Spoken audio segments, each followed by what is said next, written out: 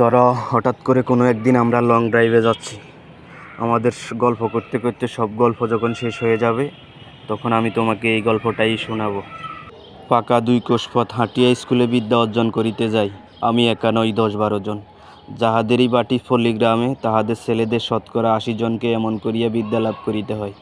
ইহাতে লাভের অঙ্কের শেষ পর্যন্ত একেবারে শূন্য না পড়িলেও যাহা পড়ে তাহার হিসাব করিবার পক্ষে এই কয়টা কথাই চিন্তা করিয়া দেখিতে যথেষ্ট হইবে।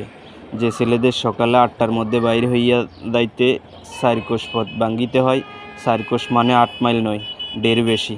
বর্ষার দিনে মাথার উপর মেঘের জল, পায়ের নিচে একটু হাঁটু কাদা। গ্রীষ্মের দিনে জলের বদলে কড়া সূর্য, কাদার বদলে ধুলোর সাগর সাঁতার দিয়া স্কুলের ঘর করিতে হয়। সে দুর্ভাগা বালকদের মা সরস্বতী খুশি হইয়া বর দিবেন কি, তাহাদের যন্ত্রণা দেখিয়া কোথায় যে তিনি মুখ লুকাইবেন ভাবিয়াই পান না। তারপরেও এই কৃতবিদ্যা শিশুর দল বড় হইয়া একদিন গ্রামে বসুন আর ক্ষুধার জ্বালায় অন্যত্র যান, তাদের 4 কোষি হাঁটা বিদ্যার তেজ আত্মপ্রকাশ করিবে।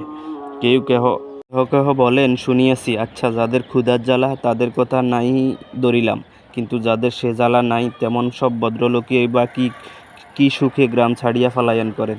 তারা করিতে থাকিলেই পল্লীর এত দুর্দশা হয় না। ম্যালেরিয়ার কথা নাই পড়িলাম, সে যাক, কিন্তু ওই 4 কোষ হাঁটার জ্বালায় কত ভদ্রলোকই যে ছেলেপুলে লইয়া গ্রাম ছাড়িয়া শহরে ফালান, তাহার আর সংখ্যা নাই। তারপরেও একদিন ছেলেপুলের পড়াও শেষ হয় বটে, তখন কিন্তু শহরের সুখ সুবিধা রুচি লইয়া তাদের আর গ্রামে ফিরিয়া আসা চলে না।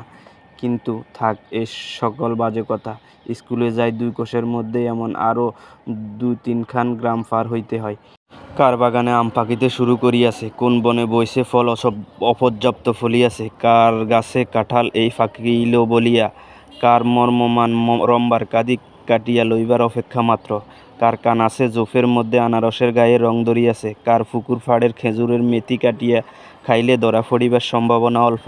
এসব খবর লইতেই সময় দেয়, কিন্তু আসল যা বিদ্যা, কামস্কার রাজধানীর নাম কি এবং সাইবেরিয়া খনির মধ্যে রূপা মেলে না সোনা মিলে, এ সকল দরকারি তথ্য অবগত হইবার ফসরত মেলে না। অনেক পল্লী বালকের ডায়েরি হইতে নকল, তার আসল নামটা কাহারও জানিবার প্রয়োজন নাই। নিষেধও আছে, ডাক নামটা না হয় ধরুন নেড়া।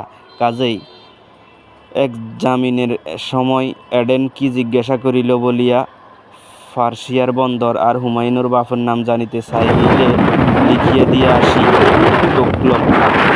এবং আজ 40 ফোঁটা পার হইয়াও দেখি ও সকল বিষয়ে ধারণা প্রায় এরকমই আছে।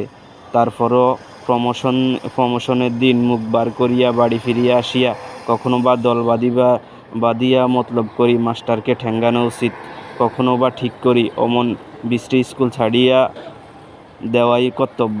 আমাদের গ্রামের একটি ছেলের সঙ্গে মাঝে মাঝেই স্কুলের পথে দেখা হইত। তার নাম ছিল মৃত্যুঞ্জয়। আমাদের চেয়ে সে অনেক বড়, 3rd ক্লাসে পড়িত। কবে সে প্রথম 3rd ক্লাসে উঠিল, এ খবর আমরা কেহই জানিতাম না। সম্ভবত তাহা প্রত্নতাত্ত্বিক গবেষণার বিষয়। আমরা কিন্তু তাহার ওই 3rd ক্লাসটাই চিরদিন দেখিয়া আসিয়াছি।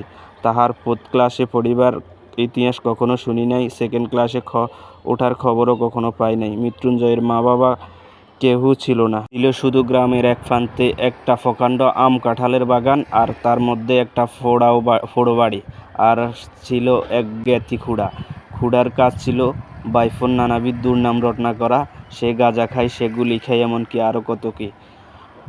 তার আর একটা কাজ ছিল বলিয়া বেড়ানো। ওই বাগানের অর্ধেকটা তার নিজের অংশ, নালিশ করিয়া দখল করিবার অপেক্ষা মাত্র। অবশ্যই দখল একদিন তিনি পাইয়াছেন বটেই, কিন্তু সে জেলা আদালতের নালিশ করিয়া নয়, উপরে আদালতের হুকুমে। কিন্তু সে কথা পরে হইবে।